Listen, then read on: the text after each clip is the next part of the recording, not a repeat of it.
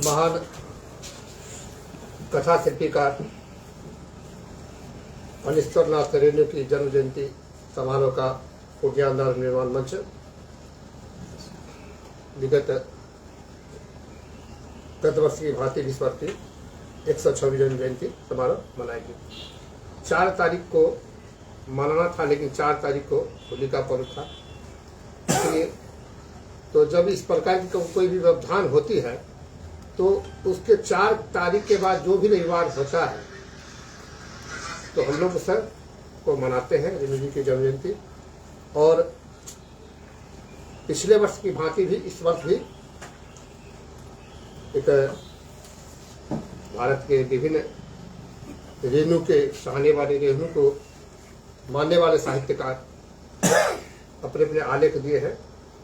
वही पुस्तक का लोकार्पण है। उस पुस्तक के बारे में हमारे पूर्णिया नवनिर्माण मंच के और रेणु साहित्य के संपादक रामदेव भट्ट जी विस्तार से बताएंगे। मुख्य तौर पर रेणु जयंती समारोह भव्य और दिव्य मने पूर्णिया में जो पूर्णिया नवनिर्माण मंच ने संकल्प उठाया है और आप सबका उसमें बड़ा ही सहयोग रहा है, मीडिया के तमाम बंधुओं का। आप सबों ने जिस प्रकार से पूर्णिया नवनिर्माण के इस कार्य को आप सबों ने इलेक्ट्रॉनिक प्रिंट मीडिया के माध्यम से जन जन तक पहुंचाने का काम किया है। मैं आप सबों से थोड़ा सा इस कार्यक्रम से हट के एक बात मैं कहना चाहता हूँ, इसलिए कहना चाहता हूँ कि हम जब कभी समाज में जाते हैं, यदि कुछ सुनते हैं तो हमको लगता है कि जहाँ सार्थक का प्लेटफॉर्म उस पर अपना विचार रखना चाहिए। मैं एक पूर्णिया के बहुत ही महत्वपूर्ण साहित्यकार से मिला इस कार्यक्रम के निमित्त, उनको मैं आमंत्रण देने गया तो शायद कहीं न कहीं हम लोग अपने साहित्य को, हम सभी का, समाज के जितने बुद्धिजीवी वर्ग हैं और खास करके मीडिया के बंधु, कि अभी भी हमारे पूर्णिया में वो गुण, वो गहरी साहित्य में पैर रखने वाले ऐसे व्यक्तित्व और व्यक्ति हैं यहाँ पर जिसको हम सभी नहीं जानते हैं, उनकी गहराई को और उनकी ऊंचाई को। रेणु जी के बाद भी तो मैं ऐसे व्यक्ति का नाम लेना चाहता हूं, चंद्रकिशोर जायसवाल जी। तो मेरा मीडिया के सामने बात रखने का इतना ही उद्देश्य था कि आप सभी के कलम में, आप सभी के सोशल मीडिया में वो क्षमता, वो पावर है कि ऐसे यशस्वी व्यक्ति को जो हमारे मैले आंचल में छिपे हुए हैं, देश में साहित्यकारों के बीच में उनकी जाना जाता है उनको, लेकिन हमारे पूर्णिया के लोग, उनके पड़ोस के लोग उनको नहीं जानते हैं। ये दुर्भाग्य है। रेणु के क्षेत्र में इतने बड़े साहित्यकार, के क्षेत्र में इतने बड़े साहित्यकार और आ रहे हैं, पर हमारे पड़ोस के लोग, हमारी शिक्षाविद, हमारे प्रिंट मीडिया, इलेक्ट्रॉनिक मीडिया के लोग नहीं जाने, तो हमारे लिए और हम सब के लिए दुर्भाग्य है। तो हम इतना ही आप सबसे निवेदन करेंगे कि रेणु जयंती के उपलक्ष्य में हम सब ये संकल्प लें कि पूर्णिया में जितने भी इस प्रकार के प्रतिभावान, इस प्रकार के जो साहित्यकार हैं, उनको किसी न किसी बहाने से हम लोग उनको वो ये स्वीकृति दिलाने का प्रयास करें जिसमें जो क्षमता हो, सक्षमता हो। और मीडिया के पास इस कार्य के लिए आप सब बहुत सक्षम हैं।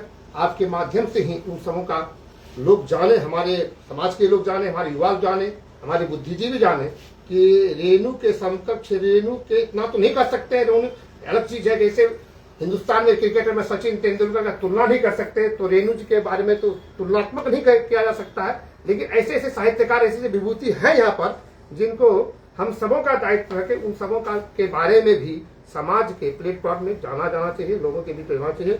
और मैं तमाम आए हुए हमारे सभी कार्यकर्ता और मीडिया के बंधुओं को रेणु जन्म जयंती की हार्दिक शुभकामना देता हूँ। और आने वाले रविवार से सभी से निवेदन है और मीडिया के माध्यम से रेणु के चाहने वालों, सभी शिक्षाविद, सभी बुद्धिजीवियों से निवेदन है कि टाउन हॉल 11 दिन में आवे और कार्यक्रम के अंत तक रहे और जो महान साहित्यकार आते हैं रेणु के विचार को सुने, उनके साहित्य की महती भूमिका के बारे में जाने, अपने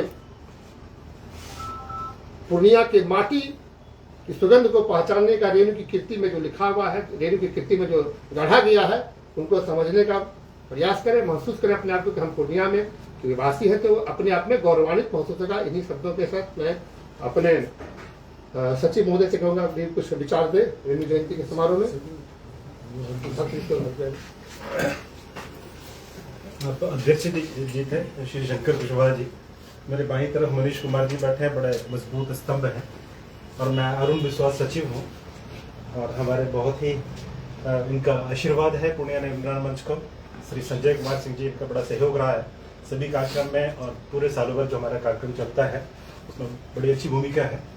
बड़े विस्तार पूर्वक हमारे अध्यक्ष महोदय ने आप लोगों को बताया है।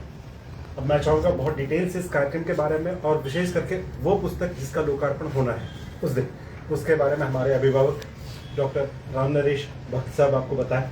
एक बार मैं चाहूँगा, स्वागत है सर आपका।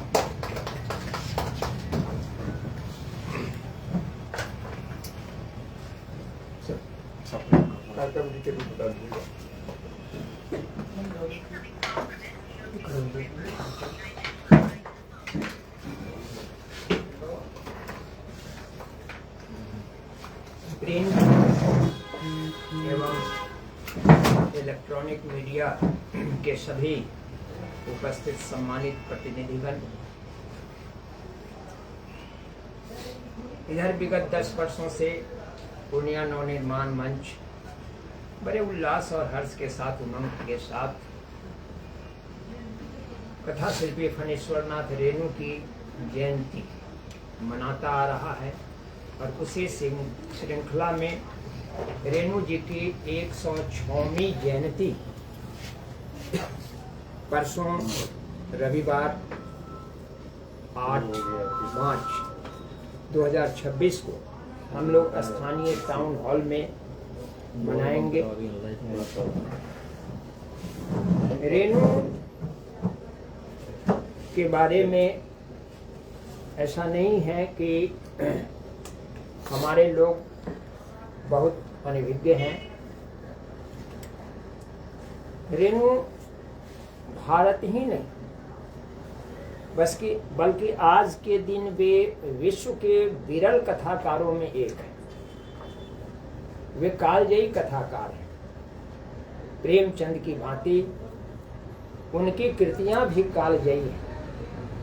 हमें और आपको मालूम है कि प्रथम कीर्ति उनकी मैला अंचल को कालजयी होने का गौरव प्राप्त हो गया। उसके बाद उन्होंने जो 63 कहानियां दी हमें हिंदी साहित्य को, उसमें भी अधिसंख्य कहानियां ऐसी हैं जो कालजयी हैं और उनकी कालजयिता अक्षुण्ण है। तीसरी कसम, लाल पान की बेगम, शंबदिया, आदिम रात्रि की महक, ठेस, भित्ति चित्र की मयूरी, इस तरह से 1972 तक जो उनकी कहानियां लिखी गई, उनमें अधिसंख्य कहानियां कालजयिता की सीमा को का अतिक्रमण करती है। तो इसी प्रसंग को लेकर इस बार की जो हमारी संपादित कृति है वह मुख्यतः रेणु की कहानियों पर आधारित है। देश के लगभग सभी कोने से विद्वानों के आलेख उसमें आए हैं और संग्रहित किए गए हैं। सब लोकार्पण और विमोचन के बाद आप सबों के हाथ में वो कृति होंगी। रेणु वास्तव में कहानी की परत से, कहानी के अंदर से कहानी निकालने वाले कथाकार थे। जब उनकी सभी रचनाओं से आप साक्षात करेंगे, रूबरू होंगे, तो देखेंगे कि कहानियों का जो रेशा है, उसकी जो परतें हैं, उनकी कई कहानियों में उस तरह की चीजें हैं। तो वे समाज के सच को हमारे सामने लगातार परोस रहे हैं। परोसते रहे हैं अपनी कृतियों के माध्यम से। ऐसे व्यक्तित्व के बारे में हमें तो खास करके साहित्यकार लोगों को ऋणी होना चाहिए कि यह वह माटी है जिसने रेणु जैसा कालजयी रचनाकार हमें दिया। वैसे यह हमारा कोसी क्षेत्र इतना उर्वर है साहित्यिक दृष्टिकोण से कि यहाँ एक से एक विभूतियां हमारे सामने में हैं। पिछली बार आपने देखा था कि त्रिदल में हमने उनके 3 गुरुओं के साथ उस का संपादन किया था, उनकी रचनाएं आई थी। अभी अभी जैसा कि अध्यक्ष जी ने कहा भी कि आगे हम उनके समकालीन समवयी लोग जो भी पूर्णिया में हैं, रेणु तो केंद्र में रहेंगे, लेकिन उनके साथ केंद्र में वैसी विभूतियों को लेकर के भी हम आगे पुस्तक का संपादन करेंगे। तो ऐसे रेणु जिनकी रचना कालजीवी हैं, कालजयी हैं, ऐसे रेणु को हम किसी भी कोने से नजरअंदाज नहीं कर सकते।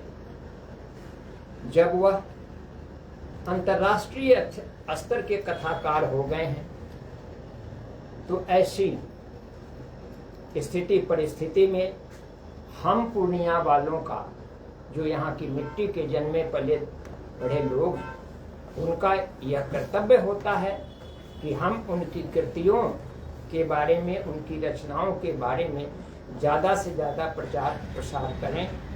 और यह हर्ष की बात है कि हमारे जो मीडिया कर्मी हैं वो बढ़ चढ़ कर रेणु साहित्य के प्रचार प्रसार में लगे रहते हैं। समय ऐसा ही नहीं है कि इसी अवसर पर, अन्य अवसरों पर भी रेणु की जो ख्याति लब्धता है उसके बारे में वो लिखते हैं और पाठक उस चीज़ को पढ़ते हैं। हम आप सबों के इस सहयोग के लिए आप सबकी बड़ी बड़ी प्रशंसा करते हैं।